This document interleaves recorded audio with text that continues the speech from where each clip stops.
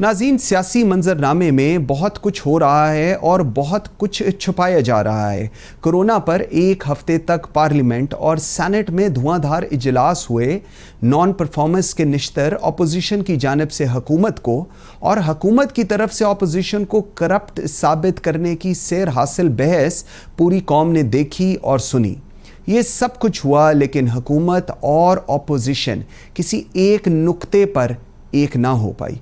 इस तमाम तर सूरत हाल पर बात करेंगे अपने प्रोग्राम के फर्स्ट सेगमेंट में, और मुझे ज्वाइन किया है सलीम मांडियावाला ने। आप deputy chairman senate of Pakistan हैं। सलीम भाई, thank you very much ji, very grateful for your time. Mandviwala साहब, सबसे पहले मुझे ये बताइएगा, आप पाकिस्तान में जो इस वक्त पार्लिमानी सियासत से किस हद तक मुतमईन हैं, क्योंकि बहुत से जो हल्के हैं वो मजमूई तौर पर अब बहुत ज़्यादा तनकीद कर रहे हैं इस पूरे पार्लियामेंट के निज़ाम के ऊपर। देखिए जी, पार्लियामेंट की जो पॉलिटिक्स है या पार्लियामेंट का जो सिस्टम है वो थोड़ा आपकी जो कन्वेंशनल पॉलिटिक्स है उससे थोड़ा डिफरेंट है, क्योंकि पार्लियामेंट में सारी पार्टीज एक साथ बैठती हैं, पार्लियामेंट में उनका इंटरेक्शन होता है और बेसिकली पार्लियामेंट का काम है टू डू लेजिस्लेशन। तो गवर्नमेंट जो है, जो भी सिटिंग गवर्नमेंट होती है, उसका काम है to work with the opposition and do the necessary legislation in the interest of the country and in the interest of the people. तो अगर ये काम नहीं हो रहा तो जाहिर सी बात है पार्लियामेंट पे तनकीद होगी और पार्लियामेंट से लोग डिससेटिस्फाइड होंगे और ये बातें जो आप सुन रहे हैं वो होंगी। ठीक, अच्छा, लेकिन अगर मैं आपसे ये पूछूं कि हुकूमत और अपोजिशन का जो कौमी इश्यूज़ हैं, कौमी मामलात पर भी इत्तफाक राय नहीं हो रहा, आज 2 साल हो गए हुकूमत को आए, और तो इस पे कौन ज़्यादा जिम्मेदार है? क्योंकि अगर इत्तफाक राय की सियासत पर मुकम्मल तौर पर महरूम रहेगी तो फिर ये जो पूरा प्रोसेस है, ये जो पूरा निज़ाम का है, ये तो फिर कहीं ना कहीं डैमेज हो जाएगा जी। देखिए जी, जो भी सिटिंग गवर्नमेंट होती है, 3 गवर्नमेंट सक्सेसिव गवर्नमेंट से मैं, ये तीसरी गवर्नमेंट है जिससे मैं गुजर रहा हूँ, being in government also, being in opposition also and now running the senate. तो मैं ये फील करता हूँ कि जो भी गवर्नमेंट होती है और जो गवर्नमेंट का लेजिस्लेशन होता है, वो गवर्नमेंट को ऑपोजिशन के साथ बैठना पड़ता है, उनके साथ इंटरेक्ट करना पड़ता है, उनको एग्री कराना पड़ता है, और it is the onus is more on the government, less on the opposition. Okay. बाकी जहां तक इंडिपेंडेंट बिल्स हैं, मेंबर्स के बिल्स हैं, ऑपोजिशन के, अगर ऑपोजिशन का बिल है तो वो गवर्नमेंट के साथ जाके बैठती है, डिबेट करती है, डिस्कस करती है और वो अपना बिल पास कराते हैं। तो ये एक पार्लियामेंट्री निज़ाम है जो एक हमेशा हर पार्लियामेंट में चलता है, सिर्फ पाकिस्तान की बात नहीं है। तो अब अगर गवर्नमेंट ये इनिशिएटिव नहीं लेगी और ऑपोजिशन ये इनिशिएटिव नहीं लेगी तो रिजल्ट विल बी जीरो, और पार्लियामेंट से बिल पास होना, और इसीलिए आप देखते हैं कि हर चीज के ऊपर ऑर्डिनेंस इशू किया जाता है। वो इसीलिए किया जाता है कि वो ये फील करते हैं कि हम ये बिल पास ही नहीं करा सकते। मगर द पॉइंट इज कि जब तक वो इंटरेक्ट नहीं करेंगे एक दूसरे से, ऑपोजिशन और गवर्नमेंट, बिल पास करना किसी भी हाउस में इट्स वेरी डिफिकल्ट। ओके, ठीक है। अच्छा, थोड़ी सी मैं बात करना चाहूँगा, जो वफाक का रिलेशनशिप है विद सिंध, एक महाजराई क्यों है, और क्या इसकी जिम्मेदारी, मैं फिर वही कहूँगा, क्या ये सिर्फ वफाक पर ही आयद होती है या सिंध हुकूमत को भी थोड़ा सा अपने अंदर लचक का मुजाहरा करना चाहिए जी? देखिए, फिर वही बात आ जाती है। अब आप आ जाएंगे पॉलिटिक्स में, इन द एग्जीक्यूटिव पॉलिटिक्स या in the main stream politics. अब वो पॉलिटिक्स जो है, अब ऑब्वियसली बाज ऐसे कोर इश्यूज हैं जिसपे मेरी नजर में सियासत नहीं होनी चाहिए। अब जैसे कोरोना का इशू है, एक क्राइसिस है दुनिया में और पाकिस्तान में भी एक क्राइसिस है, तो हमें सबको एक मिलके इस पे काम करना चाहिए, बजाय एक दूसरे पे तनकीद करना या इस पे सियासत करना। मैं समझता हूँ इस पे ना सिंध गवर्नमेंट को जरूरत है, ना फेडरल गवर्नमेंट को जरूरत है, बल्कि मैं अब समझता हूं कि अब लास्ट जो मीटिंग हुई है जो सब प्रोविंसेस की और फेडरल गवर्नमेंट की, उसमें तो मुझे काफी हद तक कंसेंसस नजर आया और they are following each other what they need to do for the corona. Virus issue. तो मैं समझता हूँ कि ये भी एक रिक्वायरमेंट है कि जो फिर वही बात आ जाती है, जो नेशनल इश्यूज हैं, जो कोर इश्यूज हैं, जो जो लोगों के इंटरेस्ट में इश्यूज हैं, उस पे हमें सियासत नहीं करनी चाहिए और उस पे वफाक को भी और सिंध गवर्नमेंट को भी और दूसरे प्रोविंसेस को भी मिलकर काम करना चाहिए। ठीक, बिल्कुल बड़ी अच्छी बात की। मुझे एक चीज़ देखें, अभी एक हफ्ता हम कल भी इस पे बात कर रहे थे, परसों भी कर रहे थे, कौमी असम्बली और सेनेट का कोरोना पर जिस तरह भी आप फरमा रहे हैं पर खसूसी इजलास हुआ, लेकिन हमने देखा उसमें ब्लेम गेम, एक दूसरे के ऊपर नॉन परफॉर्मेंस, दूसरे कहते हैं करप्ट है, लेकिन at the end of the day कोई मुतफ़िका पॉलिसी सामने नहीं आई, जिसकी वजह से लोग कहते हैं कि जी जो पार्लिमानी निज़ाम है ये कमज़ोर है या ये ठीक चल नहीं रहा या इसको ठीक चलने नहीं दिया जा रहा। इस पे आपका क्या व्यू है जी? मैं नहीं समझता जी पार्लियामेंट्री निजाम कमजोर है। आप देखें, पीपल्स पार्टी की गवर्नमेंट थी, 5 साल गुजरे, अमेजिंग किस्म की लेजिस्लेशन हुई, अमेजिंग किस्म का काम हुआ। उसके बाद पीएमएलएन की गवर्नमेंट आई, वो 5 साल गुजरे, उसमें भी बड़ा काम हुआ, नया कंपनी ऑर्डिनेंस इशू हुआ, सॉरी कंपनी एक्ट 2017 इशू हुआ, बहुत सारे 44 बिल्स तो मुझे याद है एज चेयरमैन फाइनेंस कमेटी हमने पास किए डिफरेंट बॉडीज के लिए विच fall under the finance ministry. तो मैं ये समझता हूँ कि ऐसी बात नहीं है। पार्लियामेंट्री सिस्टम जी यहाँ क्यों फेल होगा, सारी दुनिया में चल रहा है, सारे under developed and developed countries में चल रहा है। तो पाकिस्तान कोई ऐसा कोई यूनिक मुल्क है जहां पार्लियामेंट्री सिस्टम नहीं चल सकता? तो मैं ये समझता हूं कि बिल्कुल चल सकता है और 10 साल चला है और मैं समझता हूं आगे भी चलेगा। अब जो गवर्नमेंट आती है, देखिए जो भी गवर्नमेंट आती है उसको सिस्टम को चलाना आना चाहिए और उसको कोशिश करनी चाहिए कि जो पिछलों ने सिस्टम चलाया है उससे हम बेहतर चलाएं। तो ये onus again and again parliament का जो है, चाहे वो प्रोविंशियल पार्लियामेंट हो चाहे वो फेडरल पार्लियामेंट हो, onus lies on the existing government और उनकी जिम्मेदारी है कि वो पार्लियामेंट्री सिस्टम को स्ट्रेंथन करें और उनको चलाएं। ठीक, अच्छा मैं थोड़ा सा कोरोना पे ही रहना चाहूँगा। कोरोना बहरान से मतलब हम निमटने के लिए वफाक ने भी काम किया, कर रहा है, सूबाई हुकूमतें भी कर रही हैं, लीड हमने देखा था सिंध कर रही थी एंड ऑल दैट, लेकिन इस सारी कारकर्दगी में फिर इनकी आपस में ये लोग एक पेज पर नहीं आए। अपेरेंटली जो हमें लगता है मीडिया के ऊपर कि ये लोग एक पेज पर नहीं है, मुझे नहीं पता कि आगे एनसीसी और एनसीओसी में क्या हो रहा होता है, क्या ये जिद है, सियासत है, ये क्या है फिर जो पब्लिक के लिए या पब्लिक कंजम्पशन के लिए ये सब कुछ हो रहा है?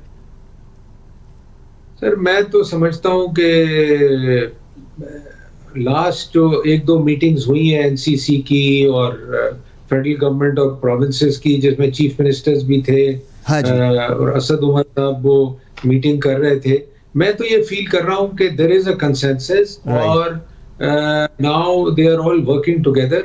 वो देखिए एक और चीज जो लोग समझ नहीं रहे कि हर प्रोविंस की, हर सिटी की डायनेमिक्स अलग है। जो चीज आप इस्लामाबाद में करने जाएंगे वो आप कराची में नहीं कर सकते और जो चीज आप कराची में कर रहे हैं वो आप इस्लामाबाद में नहीं कर सकते। बिल्कुल ऐसे ही। तो इसको गलत माने में ना लिया जाए कि जी एक प्रोविंस ये चीज कर रहा है, एक प्रोविंस ये नहीं कर रहा है, एक प्रोविंस कुछ और कर रहा है, फेडरल गवर्नमेंट ये कर रही है। तो जो भी जिस सिटी की, जिस प्रोविंस की रिक्वायरमेंट है और जो उसकी जरूरत है उसने वही करना है। तो इसको कोई कॉन्फ्लिक्ट की नजर से नहीं देखना चाहिए। अगर सिंध में पहले वायरस आया, कराची में पहले वायरस के केसेस आए, तो अगर उन्होंने लॉकडाउन पहले किया तो इसमें कोई खराबी नहीं है। बिल्कुल ठीक है। मैं समझता हूं उन्होंने सही स्टेप लिया। पंजाब ने अगर नहीं लिया तो उन्होंने डिले कर दिया लेने में, तो उनको पहले ले लेना चाहिए था, लाहौर की लिए या अदर मेजर सिटीज के लिए। और सिमिलरली फेडरल गवर्नमेंट को जो स्टेप्स लेने चाहिए थे। तो ये कोई देखिए इसमें कोई मेरी नजर में ब्लेम गेम नहीं है। इसमें जो रिक्वायर्ड स्टेप्स हैं, जो प्रोविंसेस फील करते हैं, उनको रियलिटी पता है, उनको पता है हमारे पास कितने केसेस हो रहे हैं, कितनी डेथ्स हो रही हैं, क्या पोजीशन है, कितने टेस्ट हो रहे हैं। तो उनको अपनी रियलिटी, अपनी ग्राउंड रियलिटी ज्यादा पता है देन दूसरे प्रोविंसेस को उनके बारे में पता हो या फेडरल गवर्नमेंट को उनके बारे में पता हो। तो जो डिसीजन ले रहा है वो अपने प्रोविंस के इंटरेस्ट में ले रहा है और फेडरल गवर्नमेंट जो एरिया उनके अंडर है वो उधर ले रहे हैं और प्रोविंसेस को सपोर्ट कर रहे हैं जो उनको सपोर्ट देनी चाहिए। ठीक, अच्छा थोड़ा सा आगे चलते हैं, जरा एहतसाब की बात कर लें। आपके ख्याल में एहतसाब का जो अमल है क्यों, व्हाट इज़ द रीज़न कि ये नाकाम है, और ये बात किस हद तक दुरुस्त है कि जो नैब है वो सियासी री इंजीनियरिंग के लिए इस्तेमाल हो रहा है? इसका इल्ज़ाम पहले भी अपोजिशन लगाती रही, अब भी लगा रही है, और ये बड़ा एक आप ये कहें सरफेस है चीज़ कि जी नैब को पॉलिटिकल री इंजीनियरिंग के लिए इस्तेमाल किया जा रहा है। देखिए जी, मैं आपको बताऊं, जब आप एहतसाब करेंगे, कहीं भी एहतसाब किसी चीज का भी करेंगे, it has to be across the board and it has to have the same standard for everyone. मेरे लिए, आपके लिए वही स्टैंडर्ड होना चाहिए, और अगर लोग देखेंगे कि ये स्टैंडर्ड मेरे लिए अलग है, आपके लिए अलग है, तो ऑटोमेटिकली वो एहतसाब को उस पर क्वेश्चंस उठेंगे, उस पर उंगलियां उठाई जाएंगी। तो ये सोच समझ के जो भी इदारा करे, जो भी गवर्नमेंट करे, वो अक्रॉस द बोर्ड करे, और अक्रॉस द बोर्ड करेंगे तो कोई उंगली नहीं उठाएगा, कोई इदारे के बारे में बात नहीं करेंगे। मगर जब आप एक डिफरेंट ट्रीटमेंट देंगे एक आदमी को दूसरे से, तो जाहिर सी बात है लोग कहेंगे जी ये तो वन साइडेड एहतसाब है। बिल्कुल ठीक, तो यही मसला है एहतसाब के साथ। अच्छा, थोड़ा सा हम आगे चलते हैं। मुझे बताएं क्या वजह है कि 18वीं तरमीम में तब्दीली की ज़रूरत महसूस की जा रही है, और क्या वाकई एक ये जो परसेप्शन बनाई जा रही है कि जी वफाक जो है वो जो सूबों के हकूक़ हैं, जो उनकी बेसिक्स राइट्स हैं, उनमें कमी करना चाह रहे हैं? What's your take on that ji?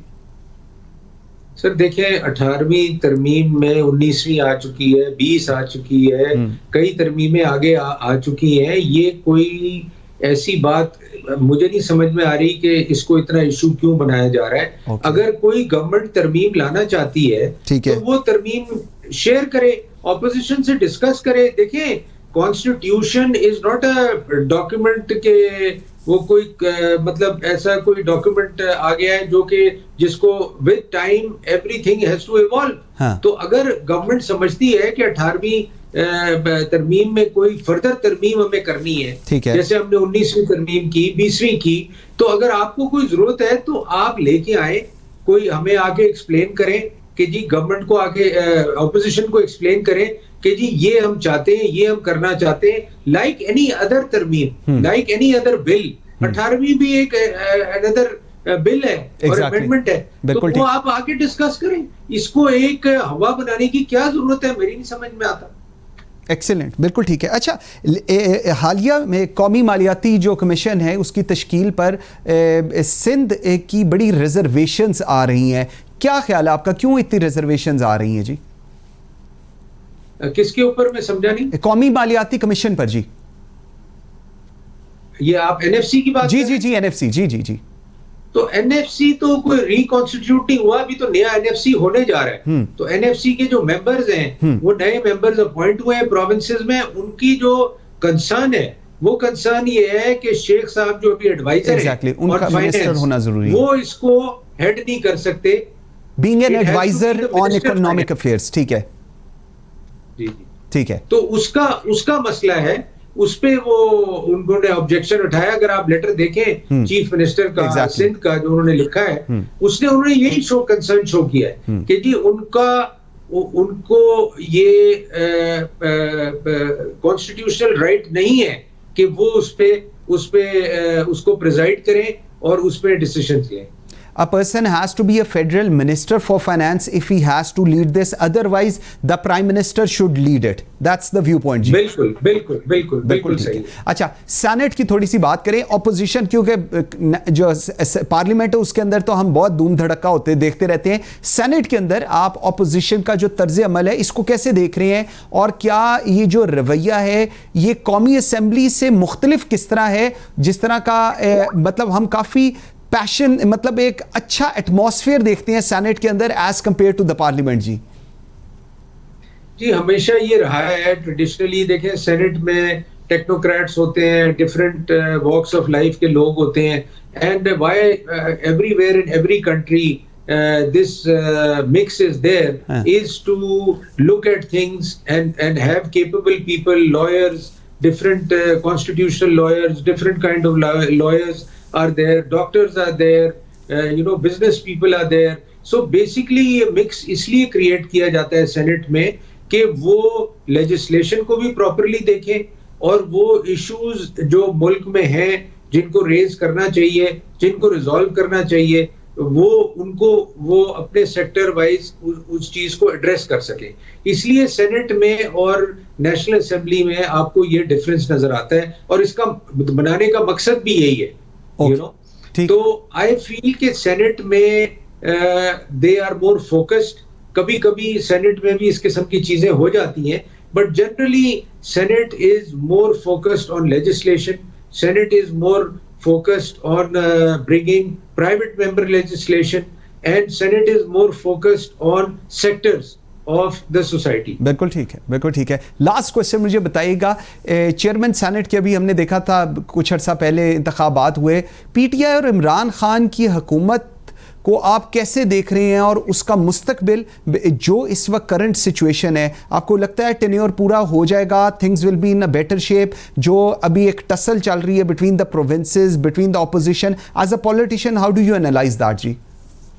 देखिए जी, वो मैं कहता हूं, देखिए जो भी सिस्टम चले, it has to be through the constitution and it has to be through the parliament. Government का आना जाना, लोगों का चेंज होना, ये एक पॉलिटिकल प्रोसेस है. और अगर इस पॉलिटिकल प्रोसेस के थ्रू जो चीज हो, तो मैं नहीं समझता कि उसको गलत समझ जाता है और उसको कोई ये समझता है कि कोई इंट्रीग हो रही है. क्योंकि पॉलिटिकल प्रोसेस के थ्रू आप जो कुछ भी करेंगे, चाहे आप गवर्नमेंट्स का जाना हो, चाहे गवर्नमेंट्स का आना हो, चाहे प्राइम मिनिस्टर का जाना हो आना हो, it has to follow the correct political process. अगर कोई इंटरवेंशन होगा तो ऑब्वियसली दुनिया भी उसको क्रिटिसाइज करेगी और लोग भी क्रिटिसाइज करेंगे. तो as far as through political process जो कुछ होता है, nobody will condemn it, nobody will say कि जी गलत हुआ है या सही हुआ है. It went through a proper process which is allowed in the constitution, which is allowed in the parliament. Salim Mandliawala साहब, Deputy Chairman Senate, thank you very much. I am very grateful for your time. Viewers,